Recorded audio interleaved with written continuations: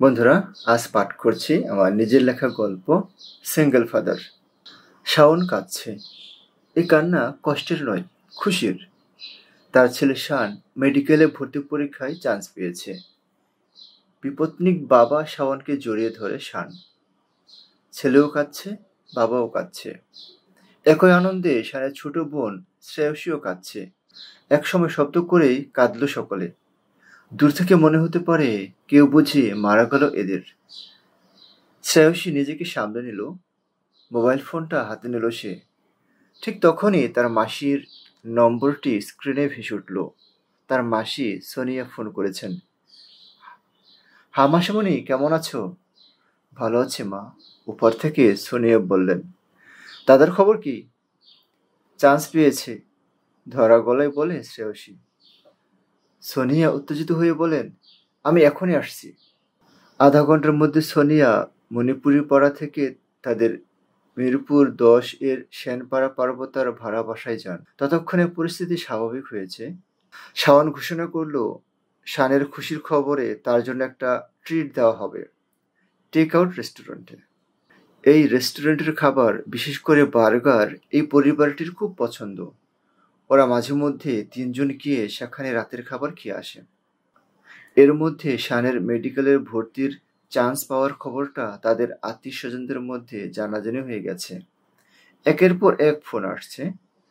একবার ফোন ধরছে শাওন, আরেকবার ফোন ধরছে শান, আরেকবার ফোন ধরছে শ্রেয়সী। শ্রেয়সী টেক আউটে যাওয়ার জন্য রেডি হতে লাগলো।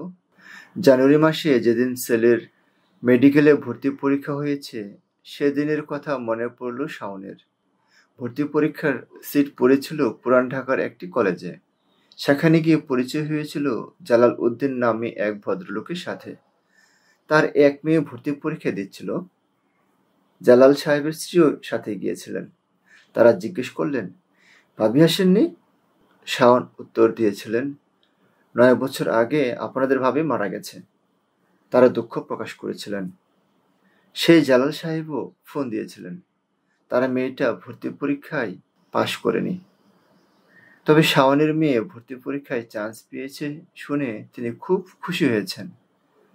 মাত্র 1 ঘন্টার মধ্যে পরীক্ষা হয়েছিল। পরীক্ষার কেন্দ্রে প্রবেশ থেকে শুরু করে পরীক্ষা হওয়া এবং পরীক্ষার কেন্দ্র থেকে বের হওয়া পর্যন্ত এই 3 ঘন্টা অপেক্ষা করছিল শাওন। এই 3 ঘন্টা বেশিরভাগ সময় রোজারিমালা প্রার্থনা করেছে সে। মা মারিয়ার মধ্যস্থতায় ঈশ্বরের নিকট প্রার্থনা করেছে। তার প্রার্থনা ছিল শান যেন পরীক্ষা ভালো দিতে পারে। শাওনের দৃঢ় বিশ্বাস, তার আকুতি শুনেছেন সৃষ্টিকর্তা। সে ঈশ্বরকে ধন্যবাদ দিল। সে মনে মনে ভাবল, আগামীকালই গির্জায় গিয়ে মানত হিসাবে 10,000 টাকা ফাদারের হাতে দিয়ে আসবে। মাসিসহ শান, বাবা ও বোন 4 জন মিলে মেট্রো রেলে করে মিরপুর 11-তেই গেল। সেখানে টেক আউট রেস্টুরেন্টে তারা প্রবেশ করে প্রত্যেকের জন্য একটা করে বার্গার অর্ডার দিল। সোনিয়া মাসি বারবার তার ছোট বোন শ্যামলী রোজারিওর কথা মনে করতে লাগলো। সে বলল, আমার বোনটা আজ বেঁচে থাকলে কতই না খুশি হতো, বলে আবেগে কেঁদে ফেললেন তিনি। মাসি, তুমি খুশি হওনি? তুমি আমার মার চেয়ে কম কি? বলে ওঠে শান। ওর এখনো 18 বছর হয়নি। সামনের জুলাই হবে। সে বাবাকে বলে রেখেছে 18 বছর হলে তাকে পুরোপুরি স্বাধীনতা দিতে হবে। সে নিজে নিজে অনেক কিছু করতে চায়। দূরে কোথাও সে একা একা যাবে। সব সময় বাবার চোখে চোখে সে থাকতে চায় না। তার বাবা বলে, আমি তো বাবা চাই তুমি নিজে একা চলাফেরা করো, কিন্তু তোমাকে একা ছাড়তে আমার ভয় লাগে। শাওন বলে, এক সময় না এক সময় তো আমাকে তোমার একা ছাড়তেই হবে।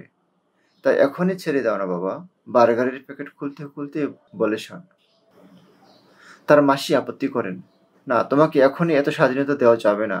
তুমি এখনো অতটা বড় হওনি বাবা, অধিকারের সুরে বলে তার একমাত্র মাসি। সোনিয়া মাসি নিঃসন্তান। তাদের বিয়ে হয়েছে প্রায় 2 যুগ হলো। কোনো সন্তান হয়নি। পেশায় শিক্ষিকা। ভাগ্নে ভাগ্নিদের তিনি নিজের পেটের সন্তানের মতো স্নেহ করেন। স্বামীসহ মাসে একাধিকবার তাদের বাসায় যান। গিয়ে ভালো মন্দ রেঁধে দিয়ে আসেন। কখনো কখনো রান্না করা মাংস তাদের বাসায় নিয়ে যান। তার স্বামী বিমল রায় আপত্তি করেন না। তার ভাইরা শাওনের সাথে তার ভালো বন্ধুত্ব। তারা মাঝে মধ্যে একসাথে ড্রিঙ্কস করেন। তখন বিমল ভাইরা শাওনকে বিয়ে করতে উৎসাহিত করেন। শাওন বলে, না, সে বিয়ে করবে না, বিয়ে ছাড়াই সে ভালো আছে। এখন তো ভালো আছো, কিন্তু যখন শান ও শ্রেয়সী বড় হবে, বিয়ে শাদী করে আলাদা সংসার করবে, নিজেদের নিয়ে ব্যস্ত হয়ে পড়বে, তখন তুমি নিঃসঙ্গ হয়ে পড়বে, ভাইরাকে বলেন শ্যামল। শাওন বলে, সব মানুষই একসময় একা হয়ে যায়, কেউ আগে কেউ পরে। একা এসেছি, একা পৃথিবী থেকে ফিরে যাব, তোমরা আমাকে নিয়ে ভেবো না। তার জেঠাই আর সোনিয়াও বলেছে, শাওন, সন্তানদের কথা চিন্তা করে হলেও আবার বিয়ে করো। তুমি রাজি থাকলে আমি তোমার বিয়ের জন্য মেয়ে দেখা শুরু করি। প্রয়াত স্ত্রীর বড় বোনের সাথে রসিকতা করতে ছাড়ে না শাওন। বলে, ও, আমি যদি বিয়ের ব্যাপারটা আগে বলতাম তখন তো তোমরা আপত্তি করতে। আমার সন্তানদের বোঝাতে যে তোমাদের সৎমা এলে তোমাদের সাথে ভালো আচরণ করবে না, অত্যাচার করবে, আরো কত কথা। শাওনের কথা গায়ে মাখে না সোনিয়া, বরং তার দুই ভাগ্না ও ভাগ্নিকে জোরাজুরি করে তারা যেন তাদের বাবাকে বলে তাদের নতুন মা ঘরে আনতে। কিন্তু শান ও শ্রেয়সী মাসির কথাকে পাত্তা দেয় না। তারা জানে তাদের বাবা তাদেরকে কত ভালোবাসে। বাবা নিজেই নিজের সিদ্ধান্ত নিক, অন্য কোনো নারীকে তাদের ঘরে বাবা আনবে কিনা সেটা বাবার বিষয়, তারা মাথা ঘামায় না। তবে বাবা বিয়ে করলে সৎ মাকে মা বলতে পারবে না, সাফ জানিয়ে দিয়েছে শ্রেয়সী। শাওন যদি আবার বিয়ে করে তাহলে তার বড় সন্তান শান বিষয়টা কিভাবে নিবে সেটা ভেবে পায় না। হয়তো ভালোভাবেই নেবে, তারপর সে সে চেষ্টা করে না। টেক আউটে বার্গার খাওয়া প্রায় শেষ, তখন শানের মেসো বিমল রায় এলেন। তিনিও যুক্ত হলেন তাদের সাথে। শানকে অনেক আশীর্বাদ করলেন। খুশি হয়ে বিমলই খাবারের বিলটা পরিশোধ করলেন। শাওন ঘোষণা দিল, এটা তো আমার ট্রিট ছিল। যেহেতু আমি ভাইরার ভালোবাসার কাছে পরাজয় বরণ করলাম, সেহেতু আমি চাচ্ছি জানুয়ারির শেষে শীত থাকতে থাকতে আমরা সকলে, মানে শানের মাসি, মেসেসহ কক্সবাজারে যাব। সকলে হৈ হৈ করে উঠল। শাওনের বিপত্নিক জীবনে কোনো নারী যে আসেনি ঠিক তা নয়। সব মানুষের জীবনেই দুইটা দিক থাকে, একটা দিক প্রকাশ পায় আর একটা পায় না। অনেকে প্রকাশ করতে চায় না। শাওনও এই বিষয়টা কখনো প্রকাশ করেনি। তার স্কুল জীবনে সহপাঠিনী রঞ্জনা তাকে পছন্দ করত। কলেজ জীবনে সেটা সে প্রকাশও করেছিল। ততদিনে শাওন শ্যামলী চুটিয়ে প্রেম করছে। কয়েক বছর পর তারা বিয়ে করবে। সে সময় রঞ্জনার কথাকে গুরুত্ব দেয়নি শাওন। সে রঞ্জনাকে বলেছিল, তুই আমার সহপাঠিনী, সে হিসেবে বন্ধু, বন্ধু হয়ে থাকবি সারা জীবন, তোকে অন্য কিছু ভাবতে চাই না। রঞ্জনা শাওনের স্ত্রী শ্যামলী মারা যাওয়ার এক সপ্তাহ পরে কোথা থেকে যেন ফোন নম্বর জোগাড় করে ফোন দিয়েছিল। সহমর্মিতা, সমবেদনা জানিয়েছিল সে। এরপর মাঝে মধ্যেই ফোন দেয়, তবে শ্যামলী যখন বেঁচে ছিল তখন কোনোদিন ফোন করেনি। রঞ্জনা একসময় বুঝতে পারে শাওন হয়তো তার সাথে কথা বলতে স্বাচ্ছন্দ্য বোধ করে না। এছাড়া প্রথমবার ফোন দিলে শাওন ফোন ধরত না। দ্বিতীয়বার, তৃতীয়বার ফোন দিলে শাওন ফোন রিসিভ করত। একসময় রঞ্জনাই ফোন দেওয়া বন্ধ করে দেয়। সে বুঝতে পারে একতরফা এই সম্পর্কের চাকা এগিয়ে নিয়ে যাওয়া যাবে না। সেখানে এক সহকর্মী জবা শাওন বিপত্নিক জেনেও বলেছিল, আমি তোমার 2 বাচ্চার দায়িত্ব নিতে চাই মিস্টার শাওন। একেবারে সরাসরি বিয়ের প্রস্তাব। সে জবাকে না বলে দিয়েছিল। বলেছিল, আমি ওসব নিয়ে ভাবছি না। তবে জবা হাল ছেড়ে দেওয়ার পাত্রী ছিল না। সবসময় ছায়ার মতো অনুসরণ করত শাওনকে। লাঞ্চের সময় ডাইনিং এ শাওনের পাশে বসে খেত। মাঝে মধ্যে জবা উবার কল করে শাওনকে বাসায় নামিয়ে দিয়ে যায়। শাওন লজ্জাবোধ করে। কয়েকবার কাজ শেষ হয়নি বা আমি এখন বাসায় যাব না বলে কৌশলে জবাকে এড়িয়ে গেছে। জবা আশা করে আছে একসময় শাওনের কঠিন হৃদয় নরম হবে, তার সন্তানদের দায়িত্ব জবা পাবে।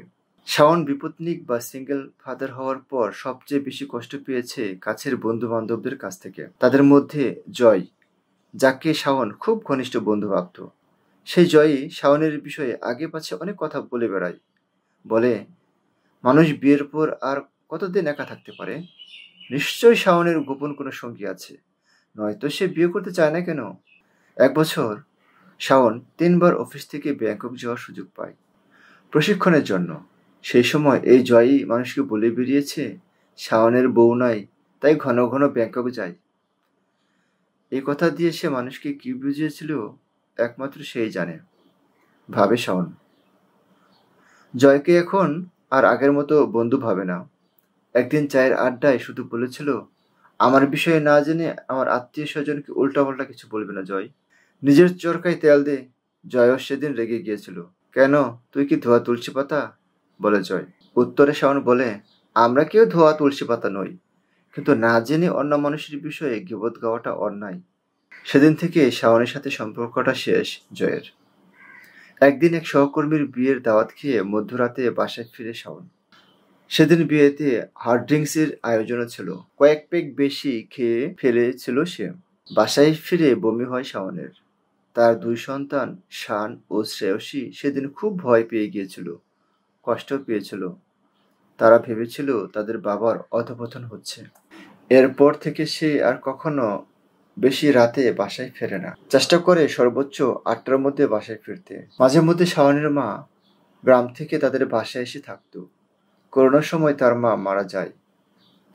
তাদের বাবা মারা গেছে আরো অনেক আগে। অসুস্থতার কারণে শ্যামলী মারা যাওয়ার সময় তাদের মেয়ে শ্রেয়সীর বয়স ছিল 6 বছর, শানের 9 বছর। বাসার কাছেই স্কুল ছিল। আগে শ্যামলী সন্তানদের স্কুলে আনা নেওয়া করত। স্ত্রী মারা যাওয়ার পর শাওন সন্তানদের স্কুলে নিয়ে যেত, এরপর অফিসে যেত। স্কুল থেকে শ্রেয়সীকে আনার জন্য বেবিসিটার নিয়োগ করা হয়, মাসে 2000 টাকা। সেই বেবিসিটার দুপুরে রান্না করতে রাজি হয়। তাকে মোট 4000 টাকা মাসে বেতন দেওয়া হয়। পারুল বিগত 8 বছর ধরে তাদের বাসায় কাজ করছে। তাদের পরিবারের একজন হয়ে গেছে সে। 10 বছর বয়সে যেদিন শ্রেয়সীর প্রথম মাসিক হয়, সেদিন খুব ভয় পেয়ে গিয়েছিল। সে সময় সে স্কুলে ছিল। সে হেডমিস্ট্রেসকে গিয়ে তার বাবাকে ফোন করতে বলে। প্রধান শিক্ষিকা ফোন করে শাওনকে স্কুলে জরুরি ভিত্তিতে ডেকে আনেন। এতদিন সে বাবাকে সবকিছু বলতে পারলেও তার জামাই রক্ত লাগার বিষয়টি বলতে পারছিল না। শাওন যার অধীনে কাজ করেন, শরীফা চৌধুরী তাদের ব্রাঞ্চের ম্যানেজার। তিনি প্রায় সময় শাওনের মেয়ের খোঁজখবর নিতেন। বলতেন, আপনার মেয়ে টিনএজ হওয়ার পথে। এই বয়সে একজন মায়ের খুব প্রয়োজন। যে কোনো সময় ওর মাসিক হতে পারে। মেয়েরা মাসিক এর রক্ত দেখলে প্রথম খুব ভয় পায়, শারীরিকভাবে যন্ত্রণায় ভোগে। সেই সময় আপনাকে ওর মায়ের ভূমিকা পালন করতে হবে। মাসিক হওয়ার বিষয়ে মেয়ের সাথে এখনো আলাপই করতে পারেনি শাওন। এরই মধ্যে স্কুল থেকে ফোন এলো। শাওন একটি স্যানিটারি ন্যাপকিন কিনে মেয়ের স্কুলে গেল। তার মেয়ের সেদিন সত্যি মাসিক হয়েছিল। মেয়েকে সেদিন বলেছিল, মা, তুমি তো বড় হয়ে গেছো, এখন আর তোমাকে কোলে নিতে পারবো না, তোমাকে আলাদা বেডে শুতে হবে। মাথা পেতে মেনে নিয়েছিল শ্রেয়সী। তারা 2 ভাই বোন এক রুমে আলাদা হয়ে যায় সে বছর। তাদের বাবা তাদের দুজনকেই সিঙ্গেল খাট কিনে দেয়।